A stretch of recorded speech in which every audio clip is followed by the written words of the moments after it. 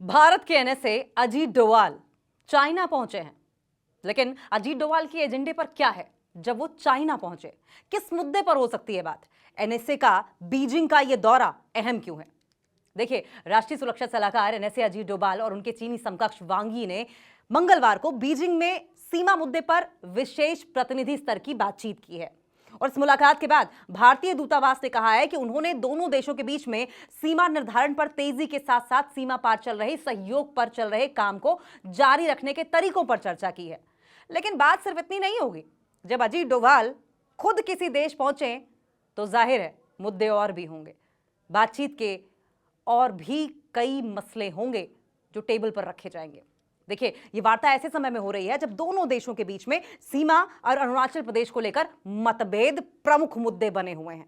वांग यी के साथ अपनी बातचीत से पहले अजीत डोभाल ने चीनी उपराष्ट्रपति हान झेंग से पहले मुलाकात की और इस मीटिंग पर चीन ने कहा कि उसने भारत से अपने संबंधों को रणनीतिक और दीर्घकालिक दृष्टि से देखने और मतभेदों को सही तरीके से निपटाने का रिक्वेस्ट किया है।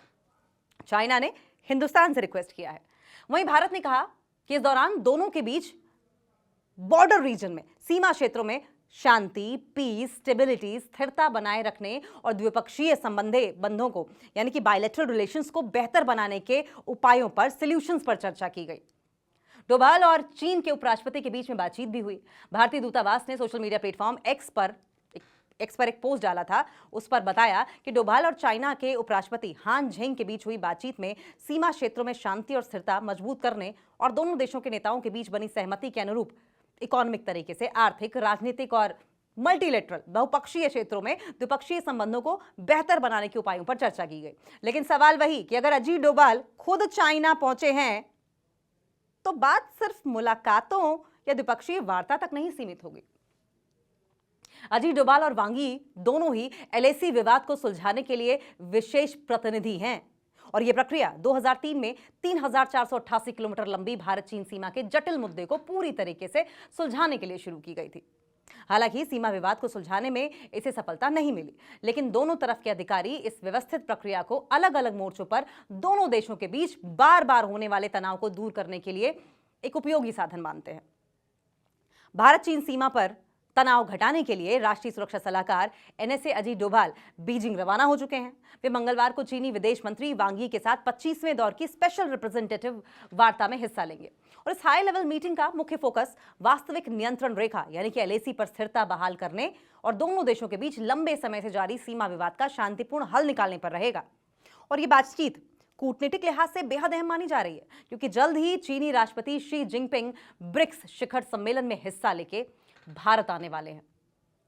ब्रिक्स शिखर सम्मेलन होने वाला है और शी जिनपिंग चाइना के जो प्रीमियर हैं वो खुद हिंदुस्तान पहुंचने वाले हैं और ऐसे में दोनों देशों के शीर्ष सुरक्षा स्ट्रेटेजिस्ट, जो टॉप सिक्योरिटी रणनीतिकार हैं, उनकी ये मुलाकात, इस मुलाकात से सीमा पर जारी जो गतिरोध है, लोकजाम जो है वहां पर, वो खत्म करने में बड़ी प्रगति की उम्मीद बताई जा रही है और उम्मीद जताई भी जा रही है।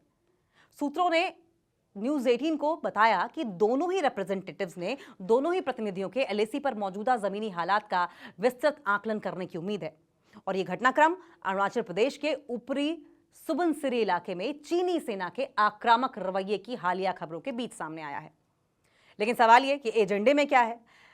विशेष प्रतिनिधियों की व्यवस्था के तहत डोभाल और वांग यी से उम्मीद यह है कि वो 3488 किलोमीटर लंबी सीमा पर व्यापक विवाद को, जो इस तरीके से विवाद इतना बड़ा फैला हुआ है, सुलझाने के लिए आपसी सहमति वाले तौर तरीकों पर विचार करेंगे।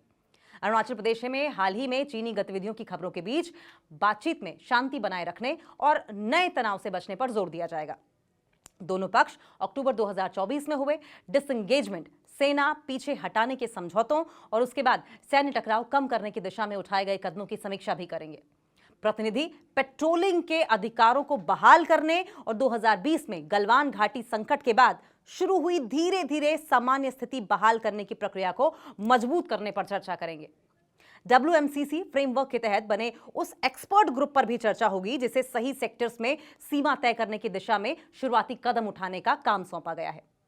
डोभाल और वांग मौजूदा वेस्टर्न सेक्टर मैकेनिज्म के साथ साथ ईस्टर्न और साथ साथ मिडिल सेक्टर में जनरल लेवल मैकेनिज्म सहित बॉर्डर मैनेजमेंट के ढांचे को मजबूत करने पर भी चर्चा करेंगे। वे भारत चीन के कुल संबंधों और राजनीतिक पैरामीटर और गाइडिंग प्रिंसिपल्स पर 2005 के समझौतों को मजबूत करने की समीक्षा भी करेंगे। शी जिनपिंग का भारत दौरा बातचीत का मकसद 12-13 सितंबर को होने वाले ब्रिक्स समिट के लिए शी जिनपिंग के भारत दौरे से पहले एक सकारात्मक माहौल बनाना, सीमा पर तनाव कम करना, इनमें सीमा प्रबंधन, आपसी भरोसा बढ़ाने वाले उपाय और सीमा पार सहयोग जैसे मुद्दे भी शामिल होंगे। हालांकि बीजिंग और नई दिल्ली ने चीनी राष्ट्रपति शी जिनपिंग के शामिल होने की आधिकारिक पुष्टि नहीं की है, लेकिन दोनों तरफ के अधिकारी उम्मीद कर रहे हैं कि वो आएंगे। उनके दौरे से समिट के दौरान प्रधानमंत्री नरेंद्र मोदी के साथ मुलाकात का रास्ता बन सकता है। मोदी और शी की पिछली मुलाकात अगस्त 2025 में तियानजिंग में शंघाई सहयोग संगठन समिट के दौरान हुई थी।